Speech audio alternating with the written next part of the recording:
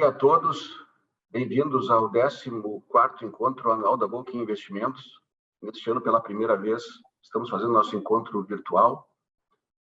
Gostaria de agradecer a todos pela participação, que está nos ouvindo ao vivo, né? E também a todos os nossos 250 co-investidores. Alguns não vão poder participar ao vivo, mas irão assistir a apresentação mais tarde. 2020 foi um ano diferente para todos nós, mas nós gostamos de sempre olhar o copo meio cheio. Estamos todos com saúde, tivemos um tempo especial com as nossas famílias ao longo deste ano, e na Volkin nós conseguimos crescer, aumentar o número de co-investidores, aumentar o patrimônio gerido, e estamos com resultados satisfatórios bem acima da média do mercado. Quero aproveitar também para agradecer a todo o time da Volkin. Gostaria de nominar todos, mas pelo tempo vamos ficar premidos. Mas realmente é um trabalho de equipe, e ao longo da pandemia, né, nós tivemos esse ano o maior crash das bolsas do mundo desde 1929, entre fevereiro e março. Dia 17 de março, nós entramos em quarentena, mas mantivemos reuniões diárias pelo Microsoft Teams, toda a equipe de gestão, reuniões também semanais de toda a equipe da Volkin, além das nossas reuniões mensais, e nós mesmo distantes tivemos muito tempo juntos. E foi um ano de muito desafio, mas também de muita superação. Como todos sabem, ninguém controla o mercado. O que nós podemos controlar são os nossos estudos e análises do mercado, para procurar conhecer as empresas melhor do que 99% dos investidores. Esse é o nosso objetivo, e o segredo é o trabalho para que a gente possa, através da nossa análise, comprar bem. O segredo sempre é comprar bem. Isso é o que a gente pode controlar, a nossa disciplina. Entre 19 de fevereiro e 22 de março desse ano, o índice S&P 500, das 500 maiores empresas americanas, caiu 34%. Foi a queda mais rápida e maior desde 1929, quando o mercado todo estava muito preocupado com a parada das economias em todo o mundo. Aqui no Brasil, o Ibovespa, nesse período, caiu de 118.800 pontos para 63.500 pontos. Tivemos uma queda, em um mês, de 46%. Houve um momento de muita preocupação, de muito estresse, preocupação com as pessoas, com o emprego, com as vidas. Os governos do mundo todo apoiaram a economia mundial. Aqui no Brasil, nós tivemos um papel muito importante do auxílio emergencial, que foi fundamental pela questão social e também para a vida de muita gente. E ao longo desses 9 meses, né, passamos por momentos bem difíceis, e nessa semana a Inglaterra iniciou a vacinação anti-coronavírus. De novo, a Inglaterra aí largando na frente, né, dando exemplo para o mundo. Outros países já aprovaram a vacina da Pfizer, e nós acreditamos que isso vai acontecer no mundo todo em breve.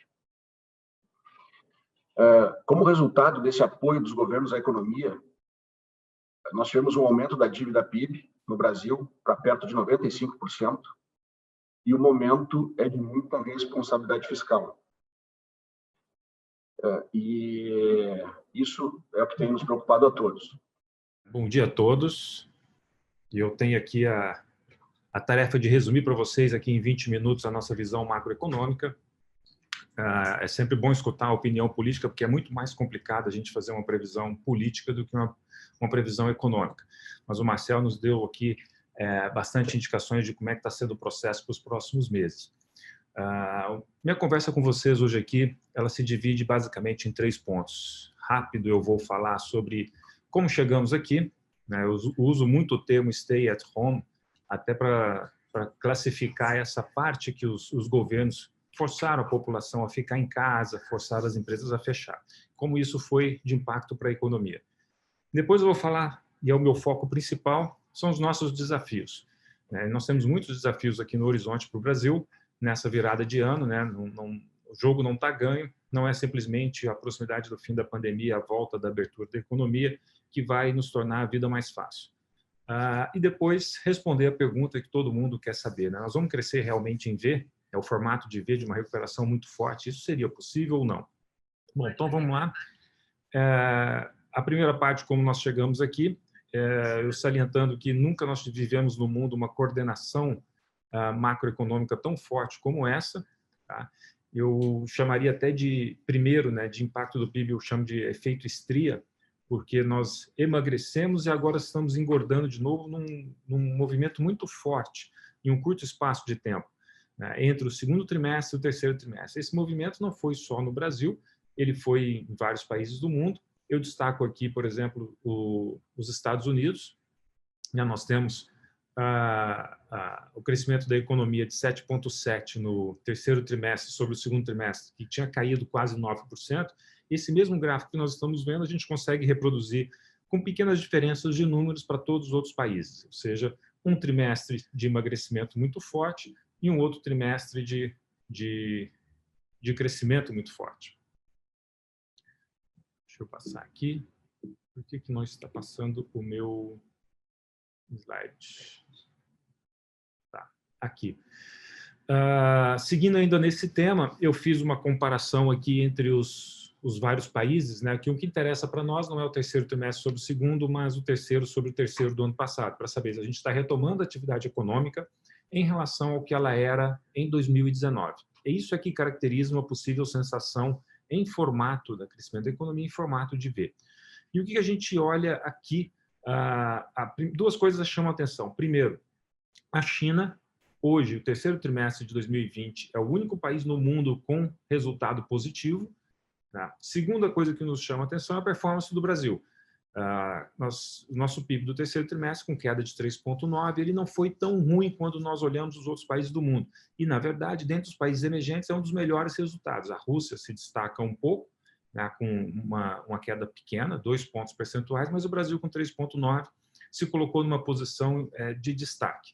Óbvio que isso, nesse momento de muito mais conturbado político interno do Brasil, não resultou em grande atração de investimentos. Bom, a primeira resposta, e é a mais complicada de todas, que foi dada pelos governos em cima do enfrentamento dessa crise, foi o gasto público. O que nós assistimos foram diversos programas espalhados pelo mundo. Então, são programas voltados a gastos com saúde, gastos com transferências de renda para as famílias, gastos com investimentos públicos para ativar a economia, subsídios de crédito e diversas outras políticas de emprego. Se a gente olhar também uma comparação entre países, tem duas coisas a chamar a atenção aqui.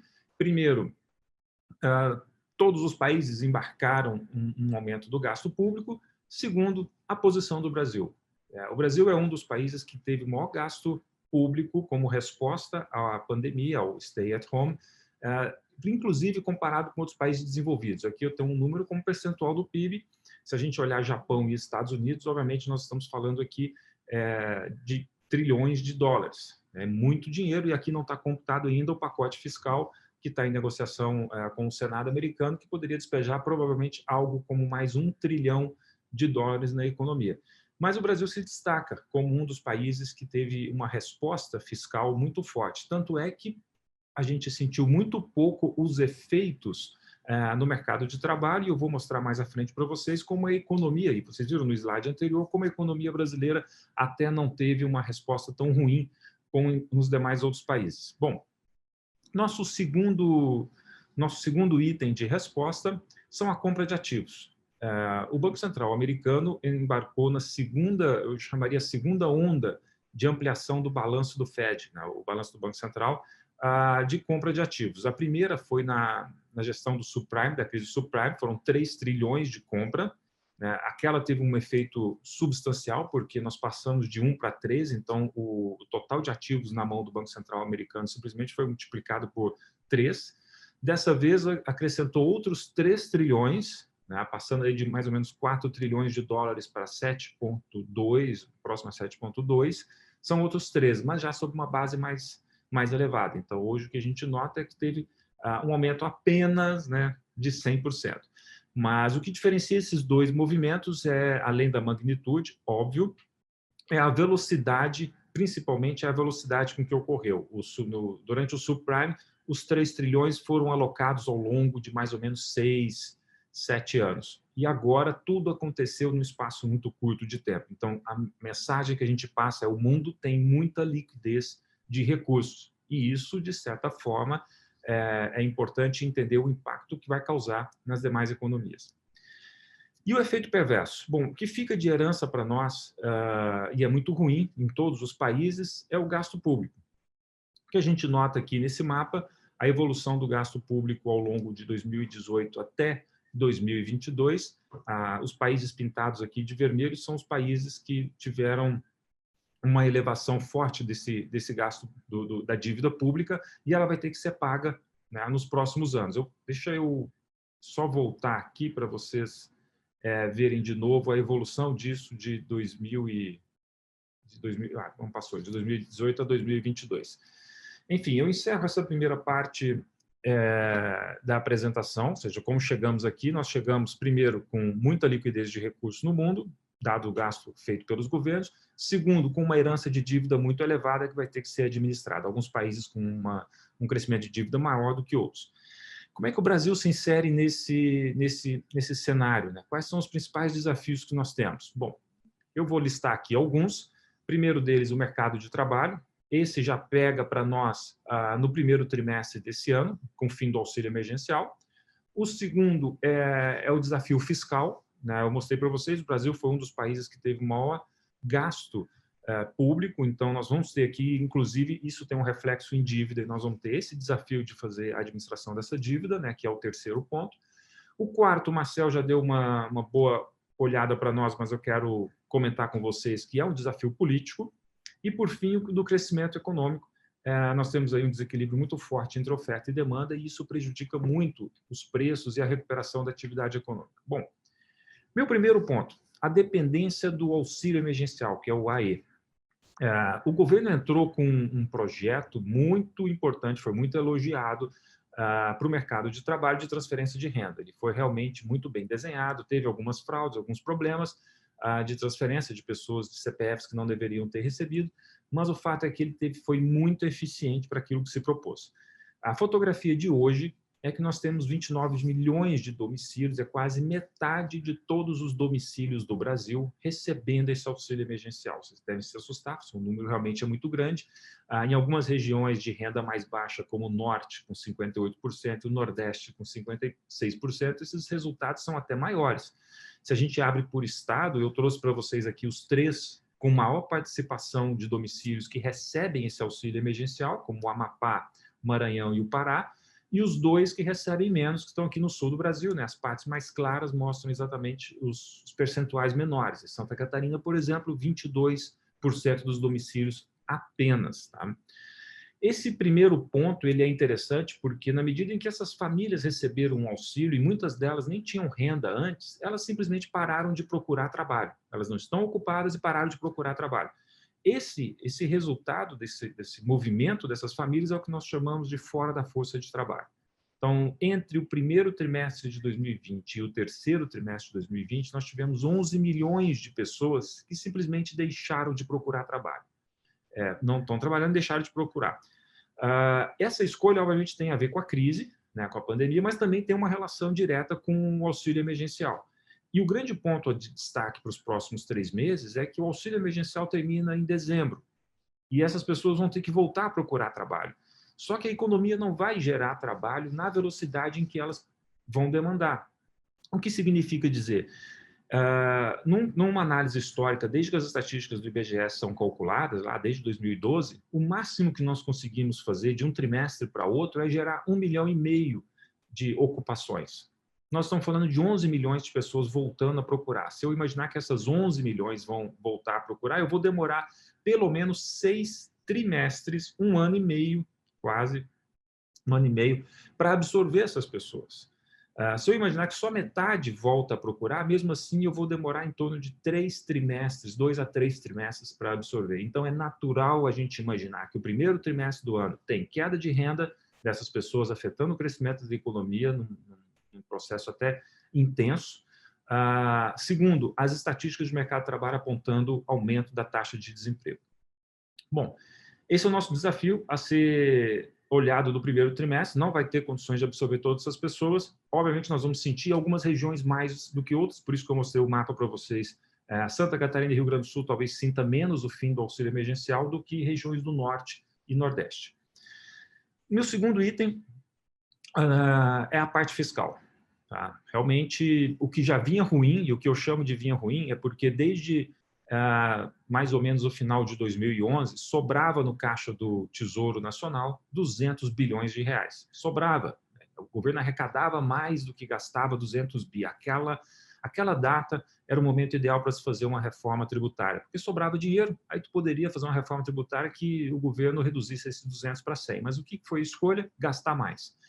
Nós chegamos ali ao final de 2016, na época do impeachment 17, no pior cenário brasileiro desde que essa estatística começou a ser calculada. Nós passamos a ter déficits da ordem de 200 bilhões. Então, o que era positivo 200 virou negativo 200. Então, já era ruim. A gente veio no processo de melhora das contas públicas, chegamos a um déficit de 83, e aí veio a pandemia e esse déficit foi a 728 bilhões. Dá mais ou menos previsão aí de 11% do PIB. Claro, foi um que nós chamamos de orçamento de guerra, tá? Ele tem tudo para voltar ao normal, a um déficit de 3% do PIB, a algo mais ou menos como 100 bilhões de reais, 120 bilhões de reais no ano que vem, mas o que nos salva, por incrível que pareça, foi uma lei aprovada em 2016, ainda no calor do impeachment e a necessidade do ajuste fiscal, a lei chamada de teto dos gastos. Essa lei disciplina o orçamento federal e realmente é ela que poderia dar um norte para todos os investimentos e dizer o seguinte, olha, tu pode fazer o que quiser, governo, tu pode continuar com o auxílio emergencial, aumentar o Bolsa Família, mas isso tudo dentro do previsto no orçamento que segue o orçamento do ano passado mais inflação. Essa é a regra e isso ajuda bastante na disciplina fiscal, porque se deixar só por conta do governo, obviamente ele vai gastar mais. E o que era, então, ruim desses resultados deficitários, né, por conta da crise do lockdown, ficou pior. E eu quero aqui mostrar para vocês os motivos por que isso aconteceu. Né, os gastos do governo federal com o Covid, eles remontam de janeiro a outubro, né, janeiro a outubro não seria de março a outubro, de 469 bilhões. Vocês vão notar ali o destaque de 257 bilhões de reais do auxílio emergencial. E aqui, mês a mês, o auxílio emergencial começou com 35 bilhões de gasto em abril, o mês de outubro, que é a última estatística, em torno de 21. Nota que a redução entre agosto e setembro foi quando o governo reduziu a transferência pela metade, né, para cada pessoa, pela metade, e a tendência é continuar nesses 20 bilhões até o final do ano. Ou seja, o choque, nós já tivemos um choque, que foi da passagem de agosto para setembro, nós vamos ter um outro choque de 20 bilhões na passagem de dezembro para janeiro. Bom, mas mesmo assim nós geramos um déficit gigante que nos leva ao terceiro desafio, que é o desafio de administração da dívida pública. A nossa dívida, a gente nunca enfrentou um cenário como esse, né, de uma guerra que necessitou o governo fazer uma remonta de recursos tão grande para a economia. Segundo, nós vínhamos já de um cenário realmente deteriorado. Se vocês notarem no gráfico, a dívida do governo central ela era em 2014 de mais ou menos 52% do PIB. Ela pulou até 2018 mais ou menos 25 pontos percentuais. Vocês vão pensar, poxa, o governo de 2016 a 2018 ele simplesmente gastou mais e foi negligente? Não. Tinha muito esqueleto, tinha muita conta que não estava sendo, que foi reconhecida. E, claro, nós tivemos anos seguidos, né? Foram 2 anos consecutivos de mais ou menos 200 bilhões de déficit por ano. Então, isso é que contribuiu para que a dívida pública aumentasse bastante. O que, da mesma coisa do fiscal, o que já vinha ruim piorou um pouco. Né? E a dívida pulou de 78% para 90%, deve terminar esse ano próximo a 95% do PIB. Nós estamos falando de quase 5 trilhões de reais na mão do mercado. É muito difícil administrar isso. Tá? A gestão que o governo vai ter que fazer em cima dessa dívida, ela é uma gestão fina. Né? O mercado vai ter condições de pressionar bastante por taxas de juros e condições melhores, mas tem 2 mudanças importantes nessa gestão que a gente viu nos últimos meses. Tá? Primeiro, o perfil, ele reduziu muito o prazo. Segundo, aí a parte ruim é essa redução do prazo. Segundo, é o menor custo de carregamento.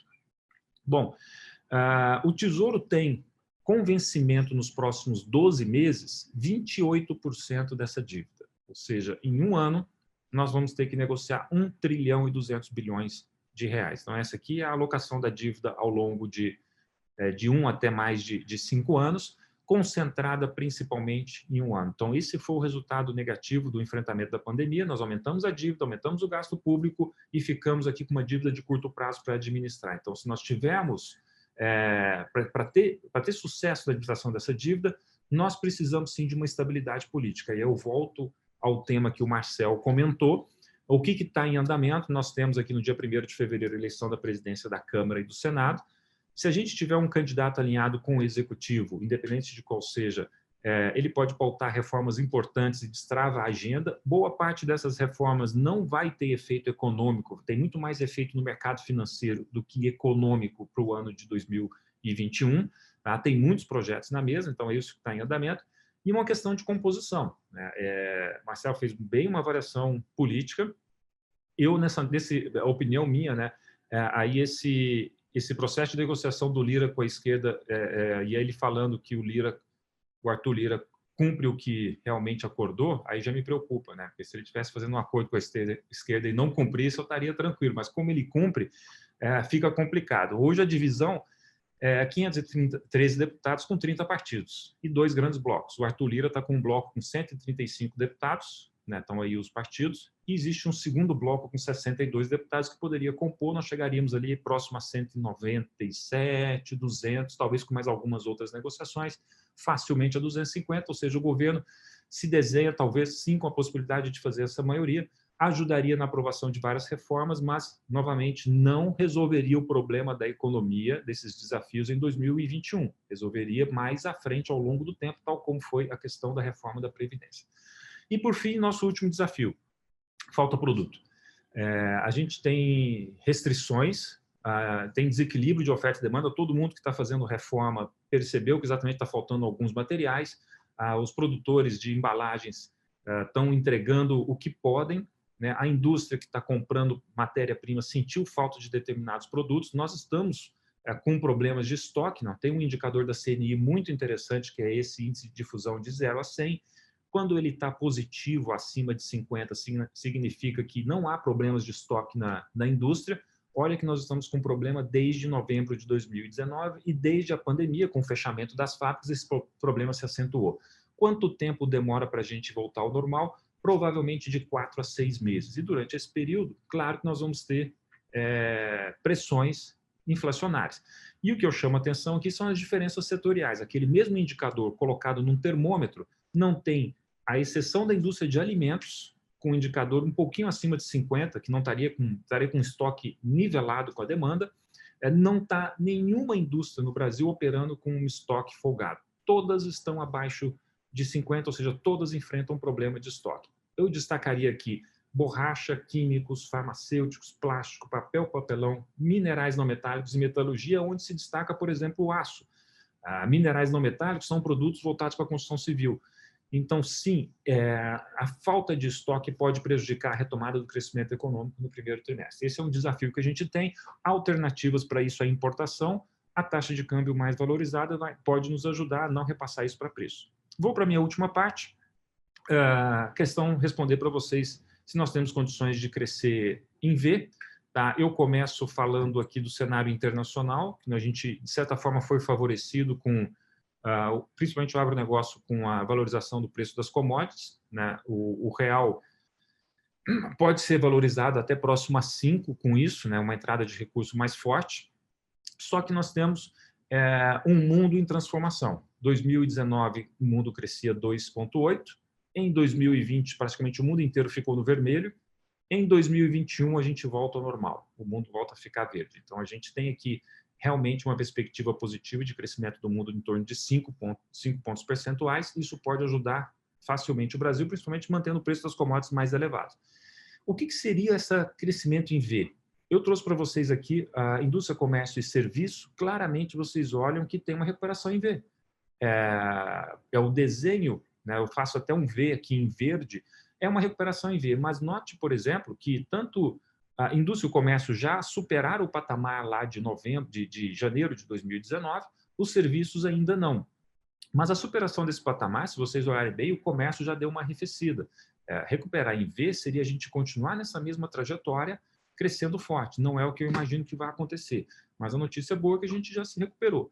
Qual é o problema que a gente tem de enfrentamento pela frente? A inflação. Há uma grande dúvida hoje de política monetária, é o quanto de represamento de inflação que está aqui no IPA, 30%, que é o índice de preço no atacado, que pega principalmente a porteira da fábrica, sem incidência de impostos e logística, o quanto desse IPA vai ser refletido no IPCA, que está somente em 3,1% na variação do ano, até novembro.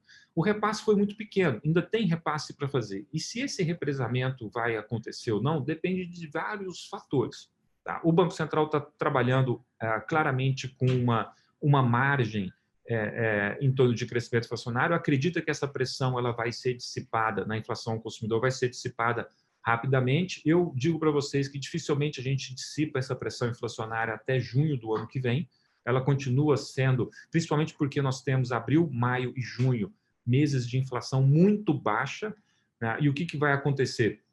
A gente vai substituir essa inflação baixa por uma inflação maior, e aí em 12 meses ela vai aumentar. O que acontece hoje com as expectativas para a taxa de juros, seguindo essa perspectiva inflacionária, é que o juro deve ficar próximo o ano que vem, passando dos 2 para os 3 pontos percentuais, aumentando 50% a taxa de juros. Mas mesmo esse aumento de juros, nós temos muita ociosidade na economia. Existe o que chama de hiato do produto, existem condições de continuar a crescer. Tá? Nós temos condições de fazer novos investimentos, nós temos condições da população continuar consumindo, porque ela é uma taxa de juros que vai ficar abaixo da inflação. Então, a taxa de juros real negativa. Nós temos um nível de poupança que ela superou o nível de investimento, então não vai faltar recursos, mesmo com uma mudança na curva de juros, provavelmente não falte recursos para investimentos. Esse é o ponto de destaque para o Brasil nesse ano de 2021. Colocando isso numa perspectiva de PIB, o que a gente tem? A mudança muito contínua no que o mercado esperava que seria o PIB de 2020, de queda de 6,6 para em torno de 4 pontos percentuais, então devemos encerrar o ano com isso. Para o ano que vem se manteve praticamente estável em 3,5, né? Então gera até aquela percepção de que talvez o mercado não esteja vendo muito bem o ano de 2021, passe a ver agora. E eu entro aqui, com a minha última lâmina, comentar para vocês o que eu acho que poderia ser factível para o ano que vem. Primeiro, sem o número do último trimestre de 2020, a gente entra para 2021 crescendo 1,1. Isso é o que a gente chama de efeito carregamento. Independente do que o governo fizer, a gente tem possibilidade de crescer 1,1. Qualquer adicional em relação a isso, aí é novidade. E essa novidade eu traria aqui com 2 cenários. O cenário 1, que é a barra azul, que seria o melhor cenário, poderíamos crescer em torno de 3,4%, sem mais lockdown, né, sem a loucura de tornar a população totalmente presa dentro de casa, com uma possível vacina e uma aprovação de algumas reformas. A gente chegaria aí a 3,4% de crescimento do PIB, boa parte disso antecipando o efeito positivo das reformas. Em um segundo cenário, a gente tem uma abertura parcial, com algumas limitações de circulação de pessoas e produção, com vacina e sem reformas, né? Então, a mensagem final, apesar disso, o ano de 2021 vai ser certamente muito melhor, já está nessa trajetória de melhora em termos de PIB. Existem os nossos desafios, o desafio principal ele é o desafio fiscal, ele se desenha para nós e ele tem reflexo sobre a dívida. A inflação também é uma preocupação, mas não é tão preocupante quanto a parte fiscal. Eu me coloco à disposição de vocês, desculpe, eu avancei alguns minutinhos no tempo, Fred, mas eu coloco à disposição, a apresentação vai ser enviada a todos, tá? Então, bom evento aí. Igor, muito obrigado, né? Como sempre, nos ajudando a ver com clareza o que está acontecendo na economia, com excelentes apresentações que nós temos tido aqui na VOLC semanalmente. Nós vamos passar agora, vamos deixar as perguntas e respostas para o final, e vamos passar agora para a apresentação do resultado dos nossos fundos nesse ano. Foi uma apresentação gravada para a gente poder ficar no limite de tempo. Falaremos agora sobre os resultados da VOLC nesse ano de 2020. Como muitos já sabem, a VOLC é uma gestora fundada em 2011, oriunda de um family office desde 99. Temos foco em renda variável sobre a filosofia do Value Investing, sendo 13 colaboradores, dos quais 10 são sócios. Atualmente, fazemos a gestão de 1 bilhão 290 milhões de reais, com fundos de ações, o fundo GBV Aconcagua, o fundo K2, alguns fundos de ações exclusivos e clubes, 385 milhões de reais em fundos de ações, o fundo de fundos Volkswagen Everest, né, que tem mais de 20 anos de história, com 476 milhões de patrimônio hoje, e fundos fechados que totalizam 429 milhões. Volkswagen Everest foi o nosso primeiro fundo, né? Era um fundo fechado em 99, e aqui temos um gráfico do retorno desde o início. Hoje o fundo Everest, que é um fundo multimercado com patrimônio de 476 milhões, desde o início o fundo tem uma rentabilidade de 1.336%, comparado com o CDI, que é o seu benchmark, de 1.101,2%. O fundo começou em 14 de outubro de 99, e se nós tivéssemos aplicado R$1 milhão no início do fundo, numa aplicação que rendesse 100% CDI, esse 1 milhão hoje seriam 12 milhões e 12 mil.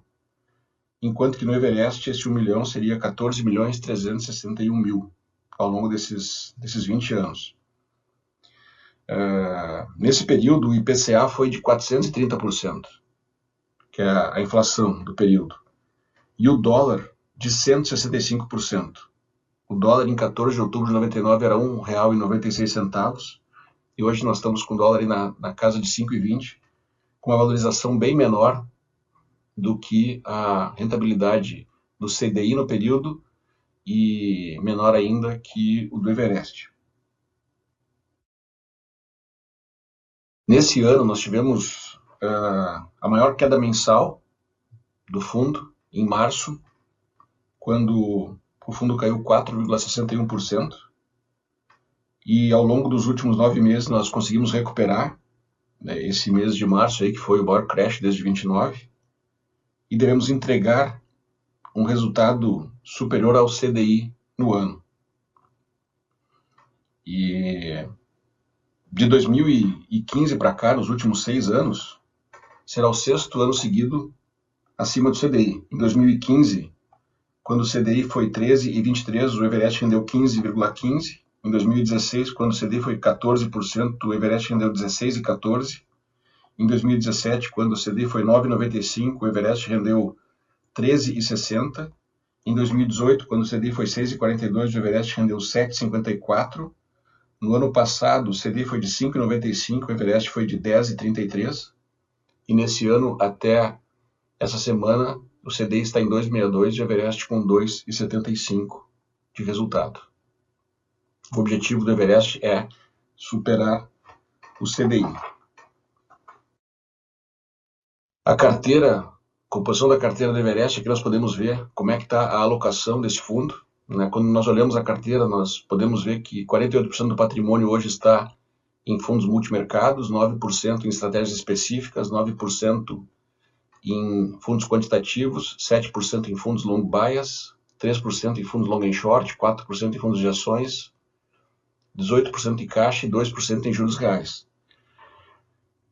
Hoje o Everest ele aloca em 28 fundos de mais de 20 casas gestoras do Brasil.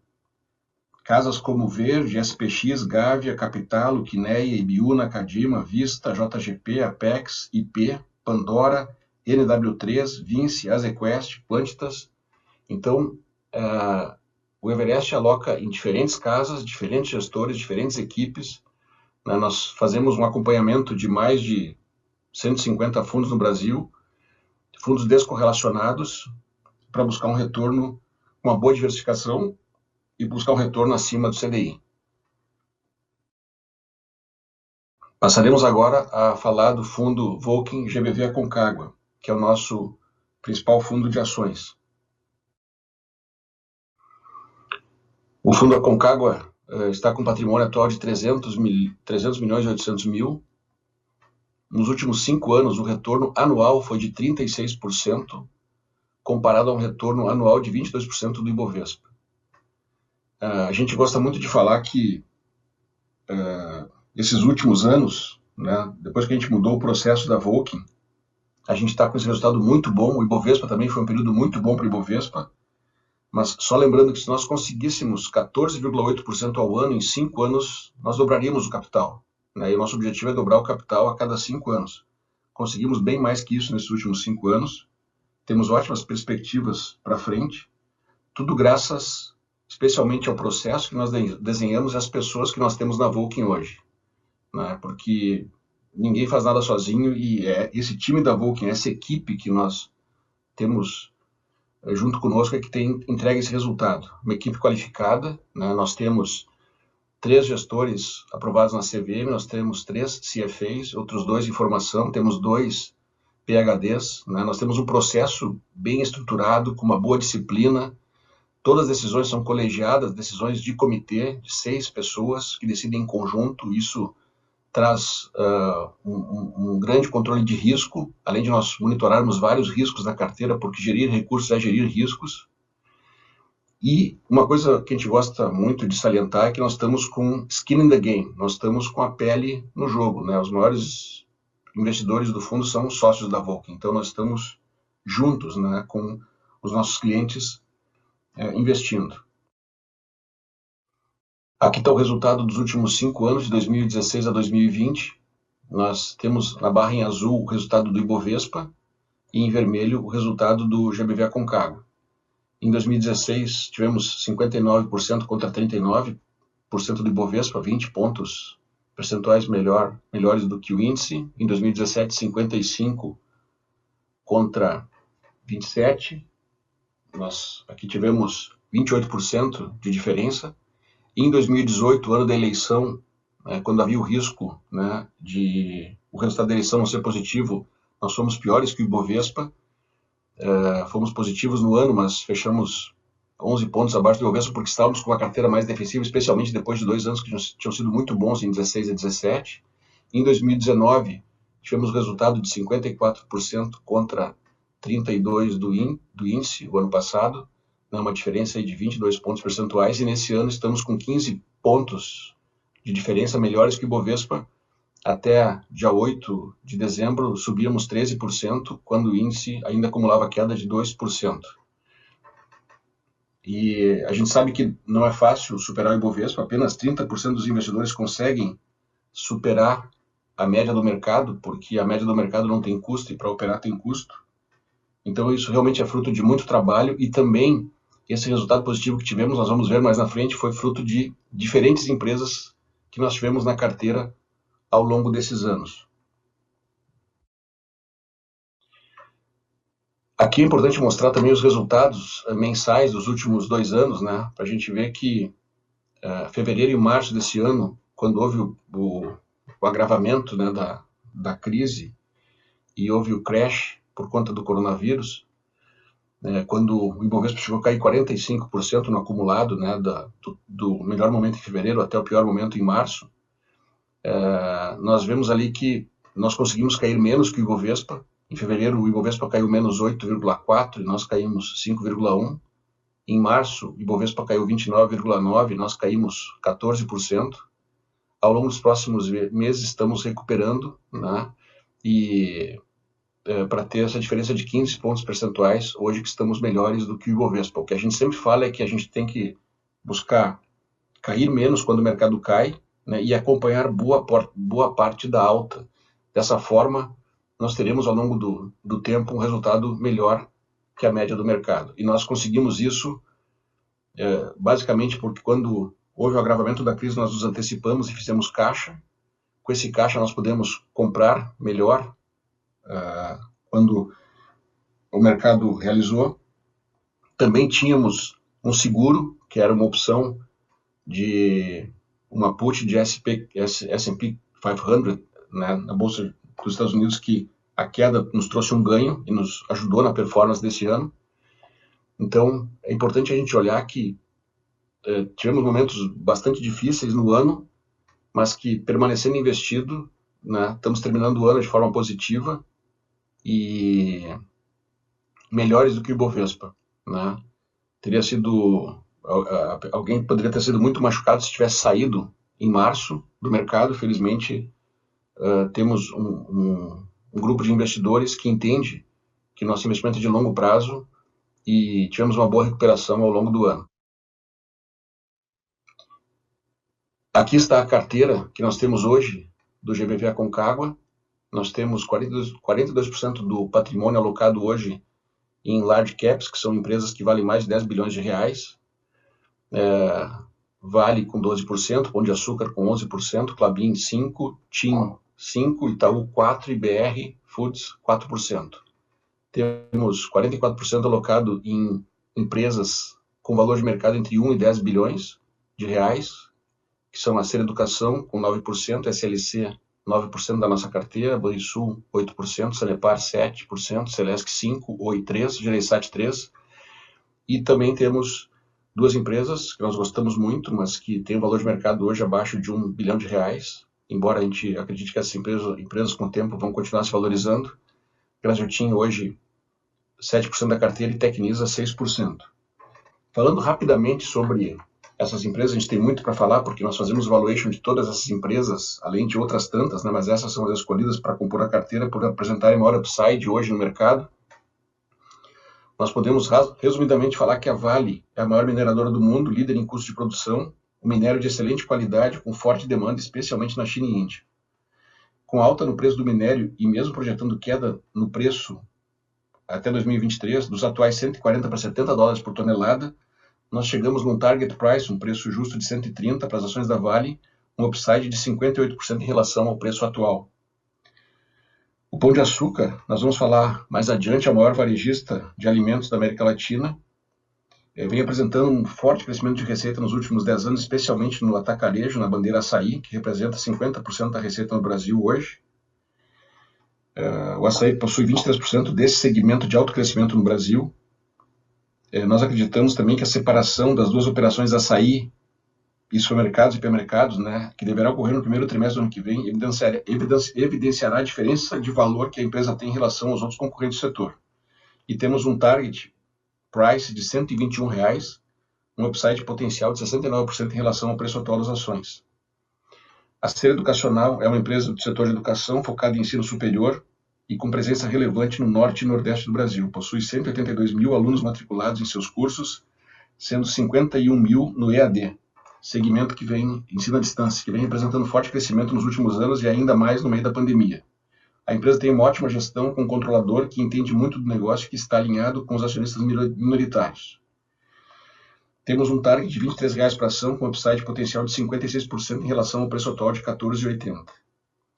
A SLC Agrícola, uma empresa que nós admiramos muito, de produção agrícola, que possui 306 mil hectares próprios e 472 mil hectares plantados entre a primeira e segunda safra, principalmente com cultura de algodão, soja e milho, tendo 17 fazendas no Cerrado brasileiro, com índice de produtividade acima da média mundial, e a empresa consegue ser ainda melhor que seus vizinhos, o que, aliado a um bom controle de custos por tecnologia empregada na produção, permite à empresa entregar excelentes margens na casa de 28% de margem EBITDA nos últimos 4 anos.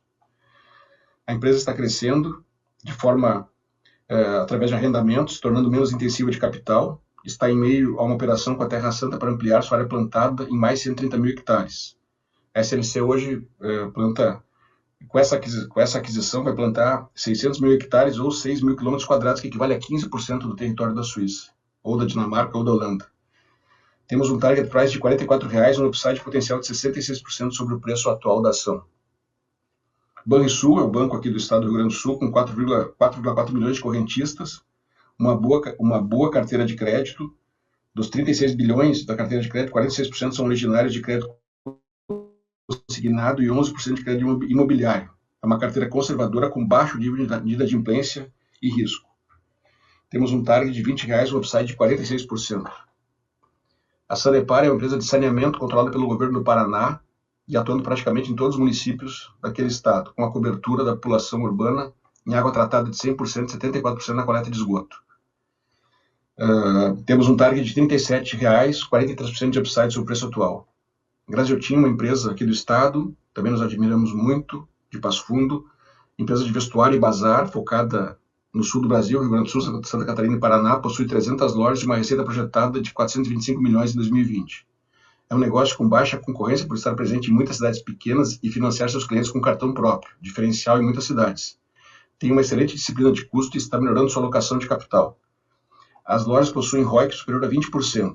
Temos um target price de R$ 45,00 com upside potencial de 37%. Tecnisa é uma incorporadora focada no segmento de média e alta renda em São Paulo, que após 3 anos de reestruturação voltou a realizar lançamento em 2020 e tem como objetivo o lançamento de 1 bi a 1,5 bilhão por ano. Possui um banco de terreno superior a 4,5 bi em potencial de vendas e hoje é negociado em bolsa por R$ 10,00 e temos um target de R$ 19,00 para a empresa. A Celesc é uma empresa conhecida de todos, temos um target price 71, potencial de alta de 34%. Klabin, empresa de celulose, papel e embalagem no Brasil. O Brasil é um produtor de mais baixo custo de celulose e a Klabin, ela no segmento de embalagens vem sendo beneficiada pelo crescimento do e-commerce e substituição de plástico por papel, por pressões ambientais. Temos um upside de 38%. A TIM é uma empresa de telecomunicações, sendo 94% da receita proveniente de serviços móveis. Tem atualmente 51 milhões de clientes, sendo 57% pré-pago. A TIM tem conseguido melhorar suas margens nos últimos anos, tendo um foco menor em crescimento e maior em rentabilidade. A margem EBITDA da TIM em 2015 era por volta de 30% e hoje está em 39%, sendo a maior do setor, após uma melhora do perfil dos clientes, com migração de pré-pago para pós-pago. E, além disso, a venda da operação móvel da Oi será benéfica para todo o setor. Temos um target de R$ 22,00, 56% de upside. O Itaú, também muito conhecido de todos, um dos maiores bancos do Brasil, um excelente alocador de capital. Temos um target de R$ 36,00, um upside de 19%.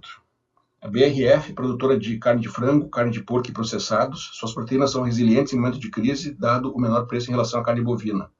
Ela abate 1,7 bilhão de frangos e 10 milhões de porcos anualmente, é líder mundial na exportação de frango. Fábricas no Brasil, Turquia, Arábia Saudita e Indonésia. Temos um target de R$ 30,00 e um upside de 33%. Gereissat Participações, uma holding que controla Iguatemi com 50% de suas ações. O portfólio do Iguatemi contém 17 shoppings e 2 lojas corporativas, ativos de qualidade com foco no público de alta renda.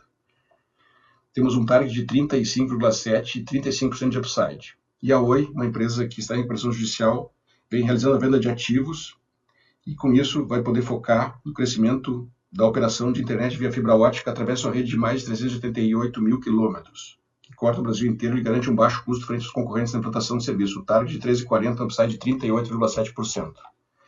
Como a gente pode ver, todas as posições que nós temos ainda têm um bom upside, ou seja, o valor intrínseco, o valor real que nós temos para essas ações é maior do que o preço atual. De um modo geral, a carteira apresenta um upside médio de 50%, considerando a proporção de cada ação e o seu upside. E estamos bem confiantes aí de manter essas posições, que nos dão bastante conforto depois de uma detalhada análise que fizemos de mantê-las em carteira. E como a gente costuma dizer, foram bem compradas, a gente pode dormir tranquilo com essas ações. Na sequência aqui, nós podemos ver que o nosso fundo é um dos que tem melhor risco-retorno do Brasil, considerando vários fundos bem conhecidos, né? Nós tivemos um retorno de 36% nos últimos 5 anos, com uma baixa volatilidade. Somente 2 fundos desses conhecidos tiveram um retorno melhor que o GBV Concagua, mas com mais risco, com mais volatilidade, né? E alguns com muito mais risco. Então, isso também nos deixa muito satisfeitos, né? Por termos um índice Sharpe, né? Que é a relação risco-retorno muito boa, né? Quanto maior o risco, maior tem que ser o retorno esperado. E nós temos tido um bom retorno com um risco mais baixo. Aqui nós podemos ver que a atribuição de resultado desse ano vem principalmente da nossa posição em Vale e Bradespar, que é a holding que tem ações da Vale. Também o resultado que vem de Banco do Brasil, Sanepar, BRF, Oi e outras posições, inclusive com o apoio de S&P contribuindo positivamente, algumas com contribuição negativa. No ano de 2019, as maiores contribuições vieram de Panvel, Carrefour, CCR e Alpargatas e Minerva, a ESG. Em 2018, Celesc, Petrobras, Schulz, Alpargatas, CCR. Em 2017, Unipar, Cosan Logística, Celesc, Grazutin e SLC. Vocês podem ver que o nosso resultado, ao longo do tempo, ele vem sendo construído de diferentes posições. Em 2016, Celesc, Cosan Logística, Grazutin, Banrisul, Magnesita, o K2 também vemos com um resultado muito bom. O K2 está com 54 milhões de patrimônio e nos últimos 5 anos também tivemos resultado bem melhor que o Ibovespa. Nesse ano, até dia 8, estamos com 6% de alta contra menos 2% do Ibovespa. E quero aproveitar, agradecer a todos, né? Nosso tempo passou um pouquinho, mas quero agradecer a todos que participaram. Conseguimos manter uma participação de mais de 50 pessoas ao longo de todo o tempo e muitos outros vão vir depois a gravação.